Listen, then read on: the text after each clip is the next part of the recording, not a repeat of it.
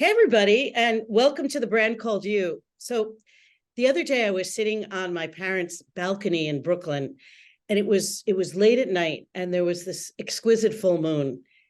And I swear to you, I could see the man in the moon. And I've been seeing this guy since I was a kid. I'm absolutely convinced that he's there. And I guess I'm not alone because so many people I know want to know, is there life out there? And that's why I feel so completely excited about today's guest, Lucas Ellerbroek. He's an astronomer and a science writer from the Netherlands whose columns on astronomy have regularly appeared in National Geographic magazine, in addition to working as a research director at ELIF, with it, which is an Earth observation data service provider, and acting as the chairman for the Royal Dutch Association for Meteorology and Astronomy, among other things. He also was the author of a really, really popular book called Planet Hunters about humanity's search for planets and extraterrestrial life. So, Lucas, welcome. It's just a pleasure to have you here. Thank you. Thank you, Lisa. So, It's really good to be here.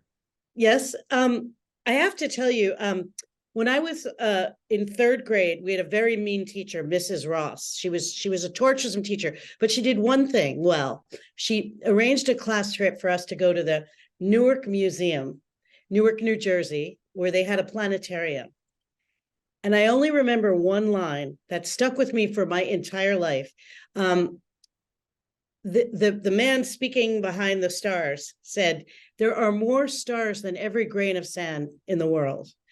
It was such a revolutionary thing for me that it kind of piqued my interest in outer space for the rest of my life. And I was curious. I think we all have that one moment.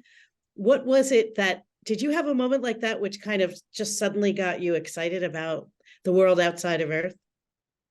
Yes, yeah, I guess there were multiple moments, but one that stands out is that my grandfather was always an inspiration for me because he was a very, yeah, he wasn't that old-fashioned at all. He constructed all kinds of things at home, and he was really, he had made his own computer, assembled it from different parts, and this was like in the 90s. So he was already late in the 70s, and he had this thing working on his desk, and that was like really the pre-digital age. Anyway, one day he took me to also a planetarium, but this was one of those like semi-dome shows, right? You get to the cinema, but the cinema is like a you're inside this ball, the sphere, and it's projected onto the screen, and you get to have a tour through the universe. And I'm sure you've been to one, and if not, then you should. But yeah, and we got a tour through the universe, and one of the things that was shown there were black holes. But back then, nobody has seen a black hole yet. I mean, quite recently, there's been a photograph taken of a silhouette of a black hole, but back then there was just a question mark on the screen, and like all in this in the sky among the stars and all these galaxies and everything was very awesome. And there was just this question mark, and I thought, why?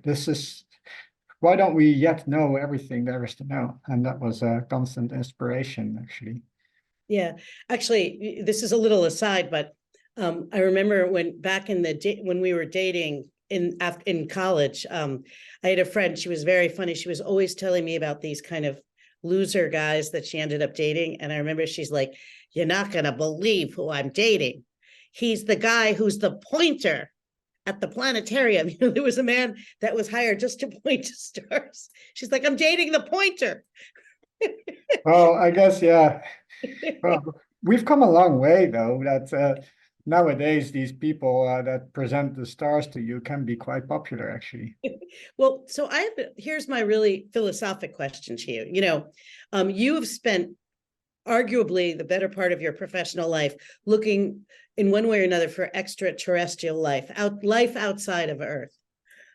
And so have so many people. They're always asking this big question, right? Which is there life beyond Earth? And my question is, why do we care? I mean, why is that actually an important question?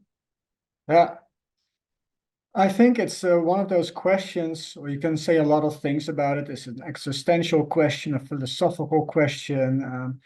I think it is purely curiosity driven, and also it's a question whose definitive answer can never be anything but yes. I mean, we can never know for sure that we're not alone, that we are alone in the universe, But right? let We me go can back. never be 100% certain that we are alone. There can always be a Yeah, possibility. We know now that it's not only the stars, but there's more planets than stars. So more planets than grains of sand on Earth. So there's a lot of possibilities for life to exist. And yeah, it's just tantalizing that possibility exists. And we want a definitive answer. And the only way we're ever going to get a definitive answer to that question is if that answer turns out to be yes, there is life on other planets. let's go back to your philosophic existential Sure. answer, because Yeah.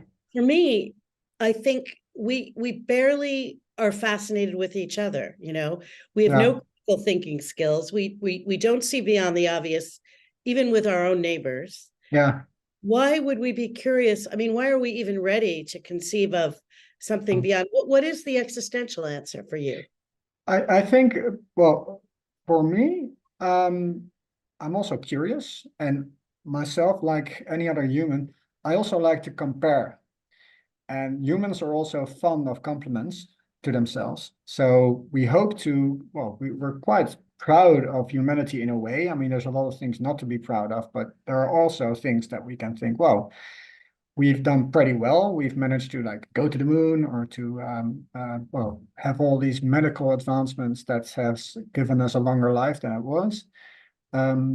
So how do we compare to other species in the universe? And in the hope that we will find a species that is, well, even more advanced, that can be used as an inspiration, or a less advanced species that is interesting to study. And well, yeah, LS also probably exploit, which is also one of humanity's traits. But yeah, it's just all, I think it's all curiosity driven. We always want to be chasing horizons and see what's behind them.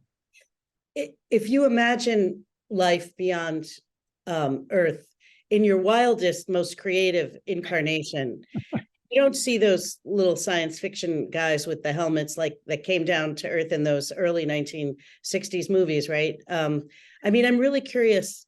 In your most poetic incarnation, Yeah. what you see. Well, I find those things quite poetic, actually. The anachronistic aliens with the funny helmets, the little green man. I think realistically, I take inspiration from life on Earth, because on Earth there's already, I'm not a biologist, but I sometimes read about biology, and I am amazed about the species that are still being discovered, like at the ocean sea floor. It's just, yeah, out of this world, quite literally, to imagine what kind of contraptions manage to have life. I think as for creativeness, I do resort to science fiction. And one recent movie that I saw that I really liked is Arrival. And it's about aliens which are, well, their physical form is quite blobby, I guess, but they're really good at languages.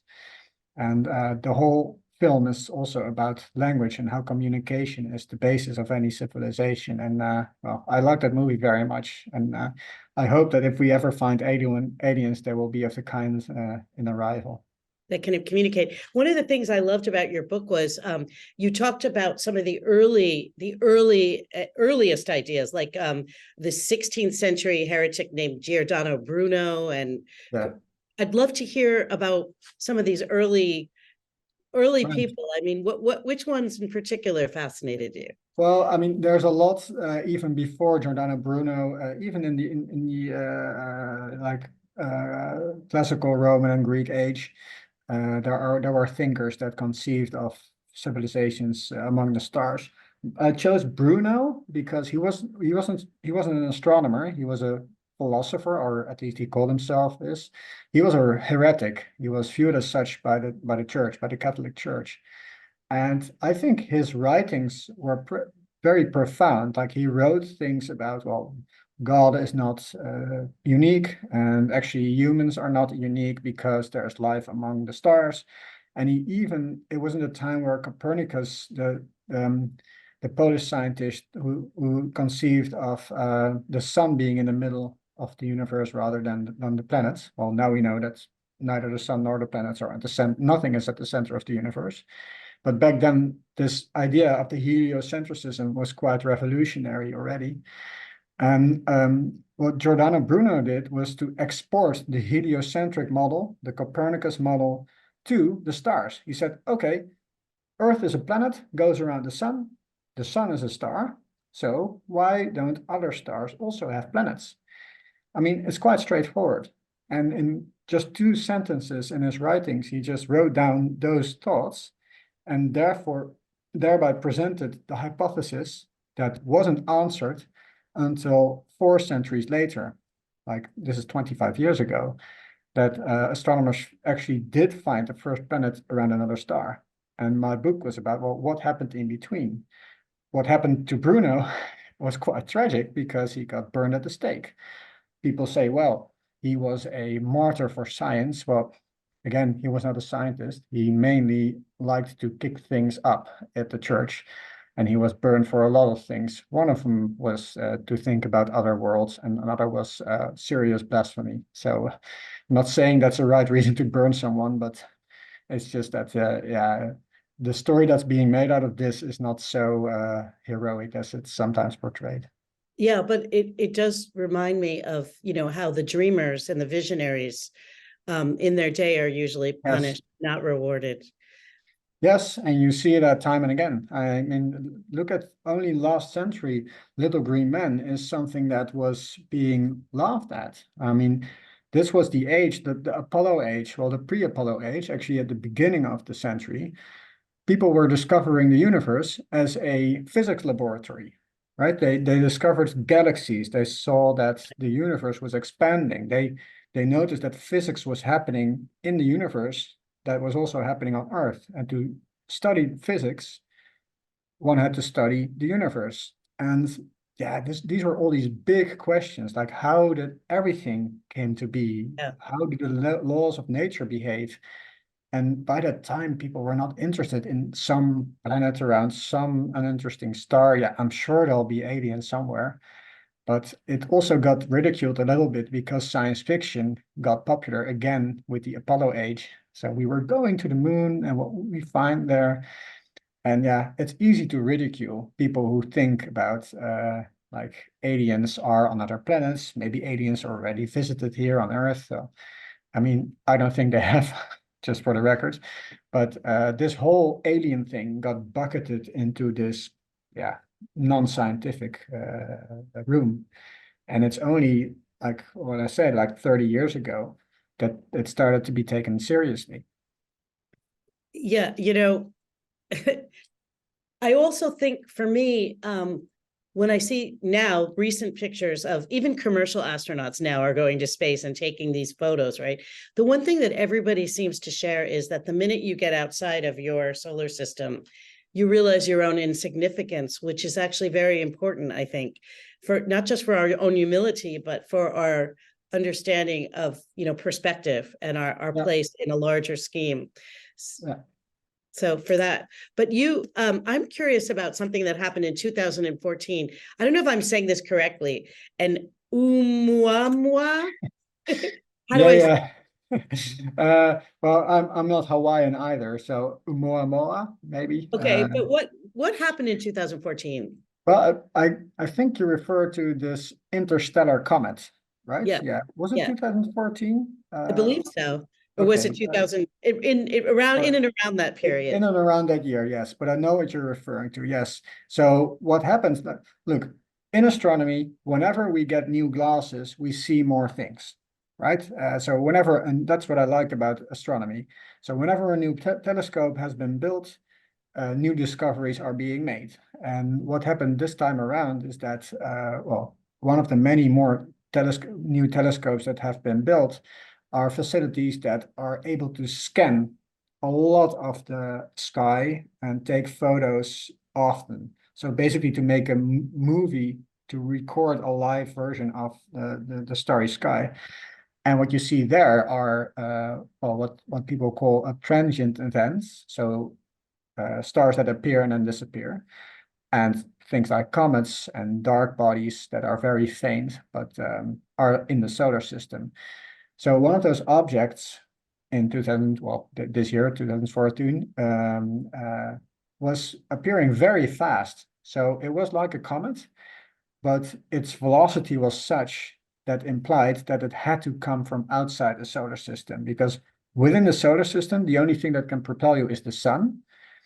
Well, I mean, a lot of the planets can. Anything with gravity can, but the thing that has the strongest gravity force is the sun.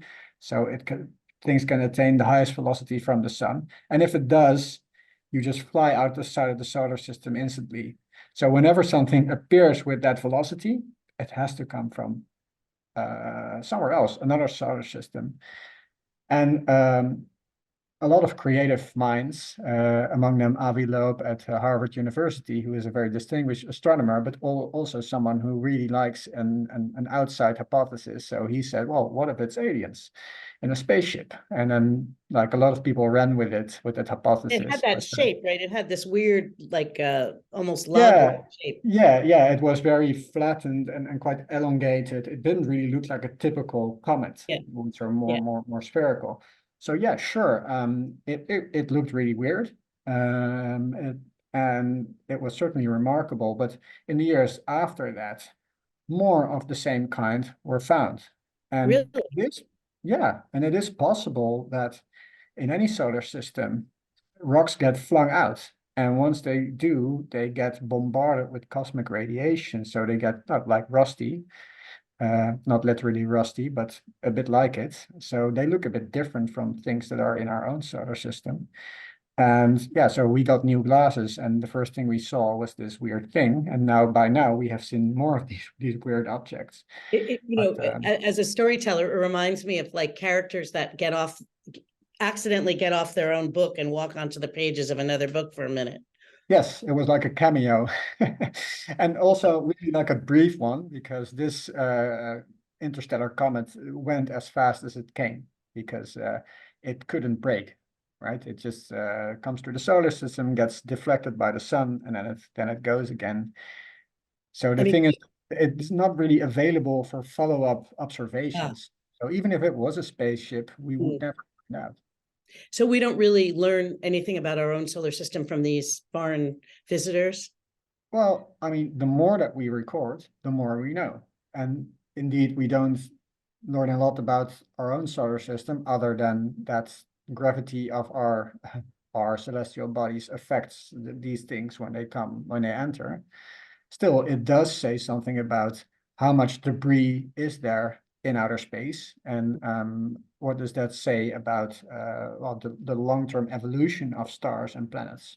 Those are questions that astronomers are happy to study, also by these objects.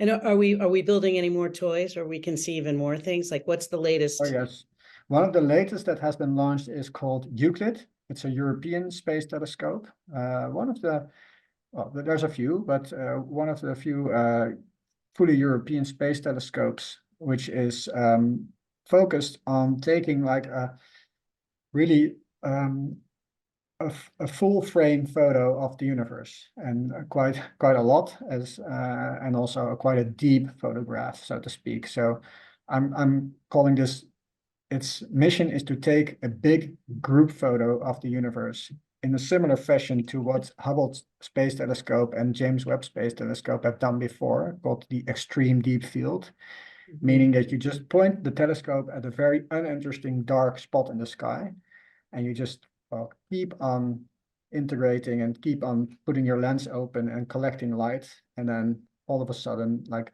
tens of thousands of galaxies appear. So those are not stars, but they're galaxies that each consist of hundreds of billions of stars.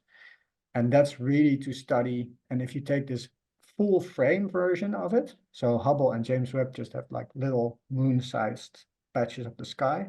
But if you take like really almost half of the sky at once, you learn a lot about the cosmic structure, because the further you look, because all these galaxies are very far away, the more in the past you look, because light takes time to reach us. So you actually extend to the beginning of the universe, your slice of space-time, basically. Why does that freak me out so much?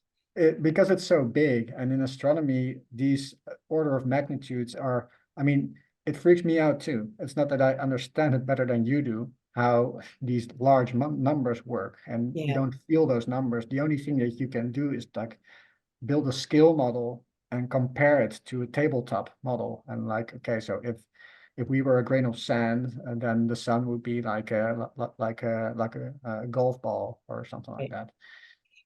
You know, you work a lot with educating young people. You do a lot with television and so forth. Why is it important for young people? I'm really curious what why we should start them young. I mean, do you have a Yeah. feeling that it transforms them in some way or Yeah, I think it does. It gives children, it gives people the opportunity to be inspired and to wonder about the world around them and also the universe around them. I think it's important to know what you're part of, that you're part of your family and your city and the world, and also the solar system and the universe. It's good to know the place where you are at. But for youngsters, I mean, it's such a good opportunity because children are fascinated by this stuff. Even from a very early age, they are very intrigued if they see the moon. And that's there that really incites questions. And the moon keeps changing its shape as well. That it just incites questions because you see a phenomenon and you want to explain it. And not everybody has to become an astronomer. God, I hope they don't, but um, there's other stuff that needs doing in the world. But it's a real good gateway to science, I think. and I And also think that, you know, if you become curious about the moon, then you'll be curious about your next door neighbor as well. That it yes, doesn't, you know, like you can actually have heaven on earth too. You know what I mean? This is what I yeah, feel.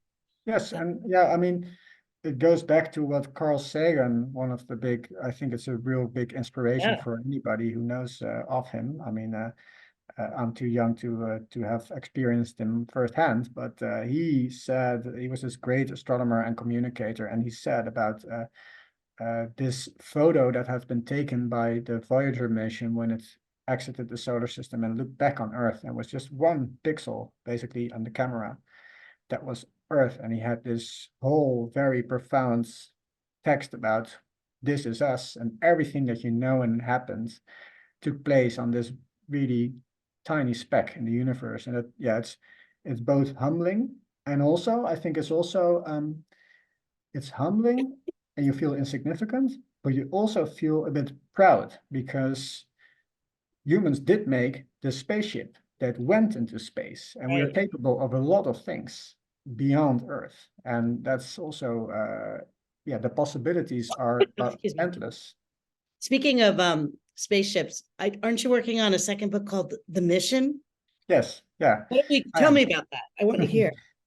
So, where Planet Hunters, my first book, was about the story about are we alone in the universe and how did that question evolve through the centuries. This book is about what steps did we actually take to explore the universe, and it's a history of spaceflight, basically. So, Mm. the first century of spaceflight, so about a century ago, the first rockets were built.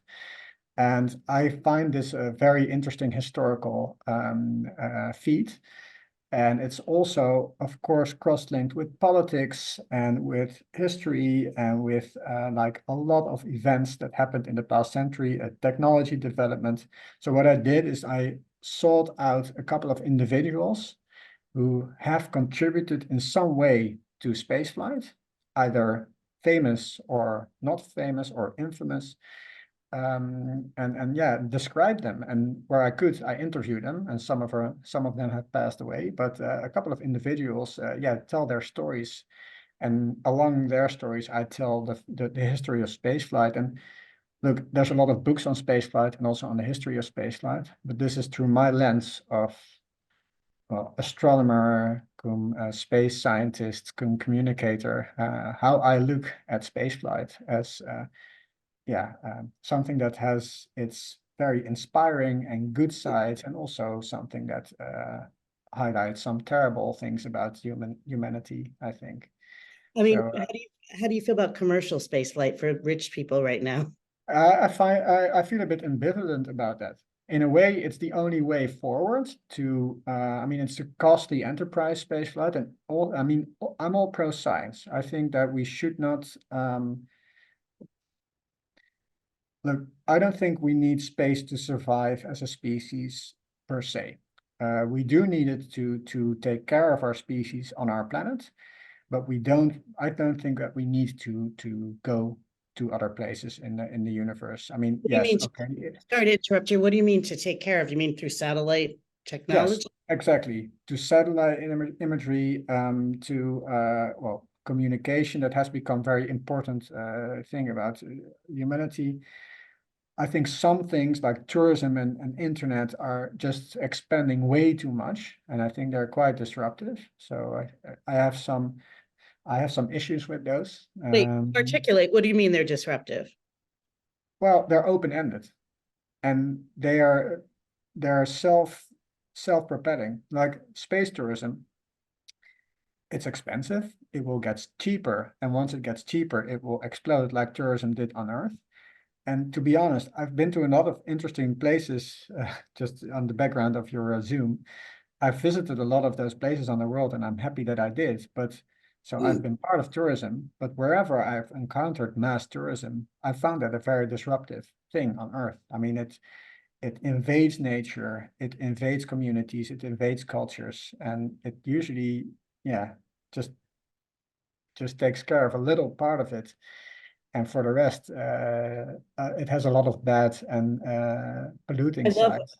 I love your message because I think what you're basically saying is we don't need to literally travel somewhere to travel somewhere. No, exactly. Yes. And if an asteroid ever hits Earth again, like it did 65 million years ago when it killed the dinosaurs, sure, humanity will be having a problem. Still, I hope there will be other ways than colonizing the solar system to prevent humanity's fate to really go the wrong way. Yeah. So that's my ambivalence towards billionaires. Also, I think for this inspiration to kids, right? I think you grew up in a time when Apollo either was happening or just Right. had happened, Well, right? I was born in 61, and it was around the time that Kennedy was, the biggest champion and advocate for Yeah. space travel. So that Yes. was my era. And I Right. remember in 1969 gathering at my Aunt Rosika's house to watch the walk on the moon. Yeah, well, exactly. Well, you and a lot of people on the planet remember that time, and also remember that as an anchor point in their interests being kindled for science. Um, Something about those astronauts that you saw. I mean, okay, they were all white men and American, so much for a role model to Right. a lot of the world. But still, they were publicly recruited, and they were, in principle, they were just civilians to start Mhm, with, mhm. and they were brave. I mean, anything that you want to say, but they were brave. So they were an inspiration, and I still think that astronauts are an inspiration. And people in the Netherlands grow up with André Kuipers, and he's the most recent astronaut, and he's a big hero, and rightly so here. I think spaceflight is very visible, and it's also a signal for what can a society do, uh, put people in space. Now, for the billionaires, what kind of message do they convey? Nowadays, if you want to go to space, the message that they convey is you just have to have a lot of money, and then you can be an astronaut.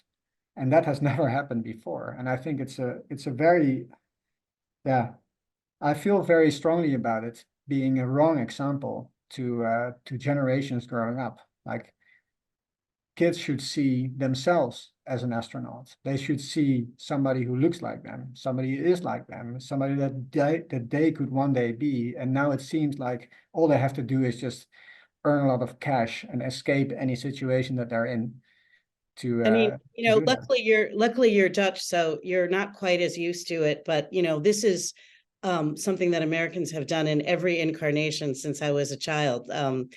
And it is rather distasteful that money Yeah. trumps all.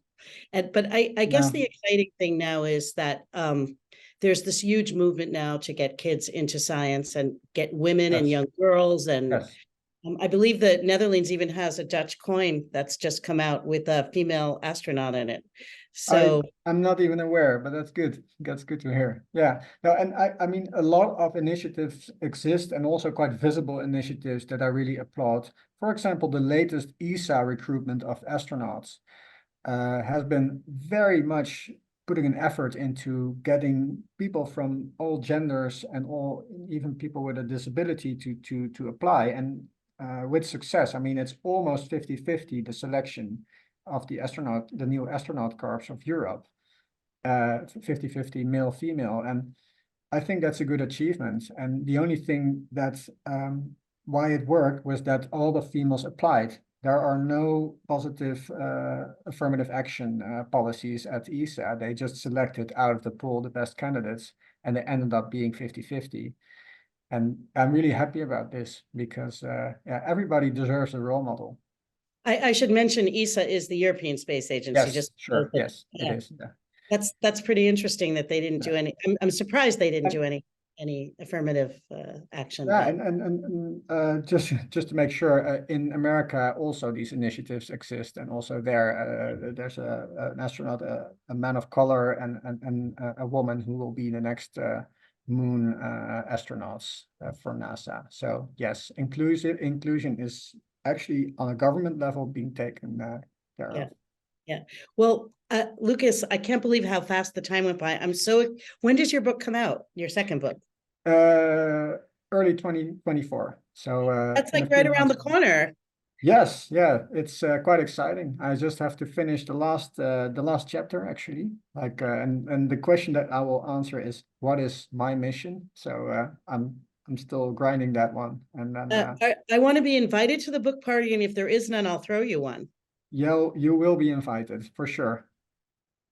Thank you so much. I really I'm so excited to speak to somebody who has, in my opinion, all the right values, all the right dreams, and the right messaging.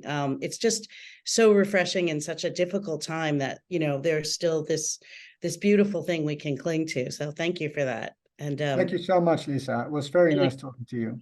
I wish you all the best with your endeavors, and we'll speak soon. You too. And yes, we will speak soon. Thank you. Thank you. Bye. Bye.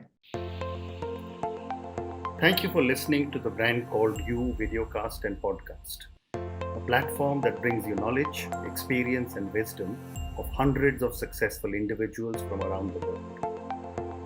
Do visit our website www.tbcy.in to watch and listen to the stories of many more individuals. You can also follow us on YouTube, Facebook, Instagram, and Twitter. Just search for the Brand Called You.